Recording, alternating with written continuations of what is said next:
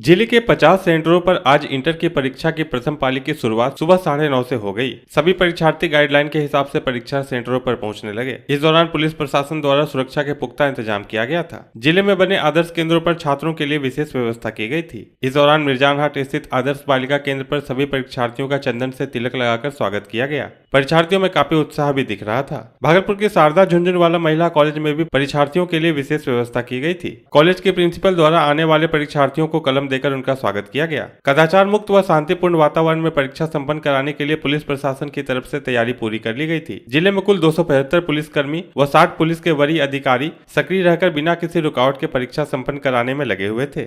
मतलब जैसे ही जब इन करे और ये सब जो देख रहे हैं, तिलक लगाया जा रहा है और बेड्स ऑफ लक बोला जा रहा है, तो ये सब देख के बहुत मतलब कि अंदर से आदमी को मतलब कि उत्साह मिल रहा है। मतलब ऐसा नहीं लग रहा है कि हम यहाँ एग्जाम देने आए हैं। बहुत अच्छा फील हो रहा है। ईस्टर्न बिहार इंडस्ट्रीज एसोसिएशन कार्यालय में वित्त मंत्री द्वारा प्रस्तुत केंद्रीय बजट का लाइव प्रसारण तथा उस पर परिचर्चा आयोजित की गई। इस अवसर पर बड़ी संख्या में उद्यमी, व्यापारी, सीए, अधिवक्ता आदि उपस्थित थे। अध्यक्ष गोविंद अग्रवाल ने बजट को साधारण तथा व्यापारी वर्ग के लिए विशेष कुछ नहीं होने से निराशाजनक बताया। नए टैक्स में आयकर छूट का उन्होंने स्वागत किया। महासचिव आलोक अग्रवाल ने चुनाव के वक्त कई क्षेत्र विशेषकर मध्यम वर्ग तथा नौकरी पेशा वर्ग को साधने का प्रयास बताया। उन्होंने एमएसएमई को प्रोत्साहन तथा इंफ्रास्ट्रक्चर पर व्यय को सार्थक कदम बताया। साथ ही उन्होंने स्थानीय जनप्रतिनिधियों से आग्रह किया कि बजट में घोषित योजनाओं का लाभ भागलपुर को दिलवाने का प्रयास करें। उद्यमिता प्रशिक्षक प्रोफेसर डॉक्टर देवज्योति मुखर्जी ने इसे चुनावी बजट बताया। मुदित जैन ने बजट को ग्रामीण विकास, कृषि तथा इंफ्रास्ट्रक्चर पर फोकस करने वाला बताया। उन्होंने आयकर दर में कटौती का स्वागत किया। इस अवसर पर रोहन शाह, निशांत शाह, अजय कनौडिया, सौरभ कुमार, देवाशीष विश्वास, विकास झुंझुनवाला, पंकज जालान, संजय कुमार आदि उपस्थित थे। हमको बजट ठीक लगा और मध्यम वर्गीय लोगों को जो है बजट से फायदा होगा और आगे जो टैक्स कलेक्शन में वृद्धि हो रही है, हर साल जो इनकम टैक्स और डायरेक्ट और इनडायरेक्ट टैक्सेस में जो लगातार वृद्धि हो रही है, मैं समझता हूँ इस वजह से और वृद्धि होगी। क्योंकि पहले देखा गया है कि जो भी छूट दी जा रही थी, जो कम छूट के कारण लोगों का टैक्स कलेक्शन तो ज़्यादा, टैक्स कलेक्शन कम हो रहा था, लेकिन जैसे जैसे छूट दी जा रही है, इनकम टैक्स में रेट्स के कमी की जा रही है, टैक्स का कलेक्शन डे बाई डे बढ़ता जा रहा है। कि पिछला जितना बजट था उसके ऊपर बेस करके ऐसा बजट हम बना रहे हैं जो आगे का 25 साल का रास्ता दिखाएगा। लेकिन इस बजट में कहीं नहीं लगा कि भाई दूरगामी कुछ बात हो रहे हैं।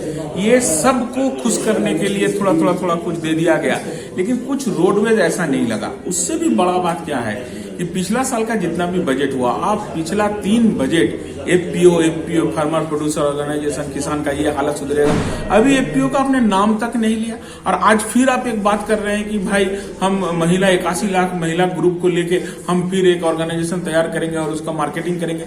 आप जो काम शुरू करते हैं उसका कंटिन्यूएशन तो दिखना चाहिए। नवयुग विद्यालय में जीवन जागृति सोसाइटी की टीम द्वारा करीब 200 बच्चों एवं शिक्षकों को डमी पुतले पर सीपीआर करके उन्हें सीपीआर सिखाया गया। संस्था के अध्यक्ष डॉक्टर अजय सिंह ने बताया कि चाहे किसी को घर या ऑफिस में हार्ट अटैक आ जाए या डूब रहे व्यक्ति को बचाने की स्थिति हो और यदि वह अचेत है तो उस समय सीपीआर देकर मरते हुए व्यक्ति की जान बचाई जा सकती है। बताने के उपरांत बच्चों को भी इसको कराया गया। इस कार्यक्रम में उपस्थित एनडीआरएफ से ट्रेंड आशीष कुमार ने दुर्घटना होने पर आर्टिफिशियल स्ट्रेचर, गर्दन में चोट होने पर पेपर का कॉलर भी बच्चों को बना के दिखाया। साथ ही जीवन जागृति सोसाइटी द्वारा बनी हेलमेट पहनने के लिए प्रेरित करने वाली लघु फिल्म लाठी बरसेगा आंगन चहकेगा का वीडियो भी दिखाया गया। वहाँ के छात्रों एवं शिक्षकों ने जीवन जागृति को इसके लिए धन्यवाद किया। आज जीवन जागृति सोसाइटी के द्वारा सीपीआर सिखाने का कार्यक्रम, साथ में road traffic accident, heart attack या किसी भी तरह से दुर्घटनाग्रस्त होने पर उसको जैसे ब्लीडिंग होने लगता है या हार्ट टूट जाता है, कोई चीज़ कील घुस जाता है, उसका प्रोग्राम हुआ। और इसमें जीवन जागृति सोसाइटी के द्वारा मैं डॉक्टर अजय सिंह और आशीष हरिओम ने इन सारी बातों की जानकारी दी।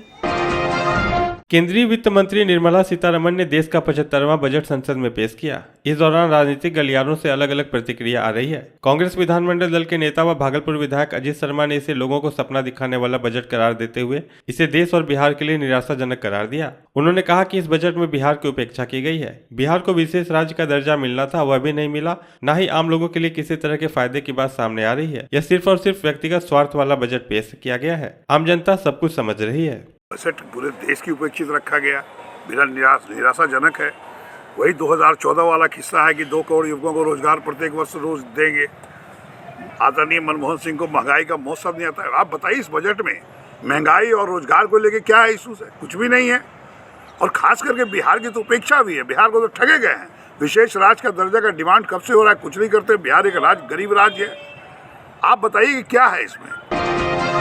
भागलपुर परिसदन में राजद नेता सह विधानसभा प्राक्कलन समिति के सभापति भाई वीरेंद्र एक दिवसीय दौरे पर भागलपुर पहुंचे, जहां कार्यकर्ताओं के द्वारा फूल माला के साथ उनका स्वागत किया गया। वहीं बिहार विधानसभा प्राक्कलन समिति के सभापति के द्वारा सभी विभागों के अधिकारियों के साथ बैठक की गई, जिसमें जिले में चल रहे विकास कार्यों की समीक्षा की गई। वहीं विकास के कार्यों में तेजी लाने का निर्देश भी दिया गया। उन्होंने बताया कि कई जिलों का दौरा कर वह भागलपुर पहुंचे हैं और यहाँ भी अधिकारियों के साथ बैठक कर विकास के कामों का रिपोर्ट लिया जाएगा। इसके साथ ही कार्यों की गुणवत्ता भी देखी जाएगी।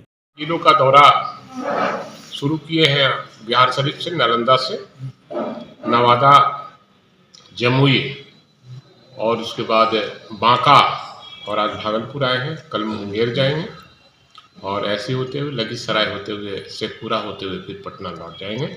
ये समीक्षा बैठक और प्राक्कलन समिति के चेयरमैन की हैसियत से हमारे साथ और भी माननीय विधायक अभी गए हैं, कहीं रात में आएंगे, बैठक होगी और फिर दूसरे जिला में। अभी जो कार्य चल रहा है उसको लेकर किस तरह की? निश्चित रूप से अभी देखिए सरकार बदली है। हम मीटिंग में यही कहते हैं सरकार बदली है, आपको मिजाज बदलना पड़ेगा। माननीय मुख्यमंत्री उस समय एनडीए के मुख्यमंत्री थे, अब महागठबंधन के मुख्यमंत्री हैं। इसलिए महागठबंधन चाहती है और तेजस्वी यादव नौजवानों का आइकॉन और बिहार उन पर नजर रखी हुई है। ये विकास करने वाले लोग हैं।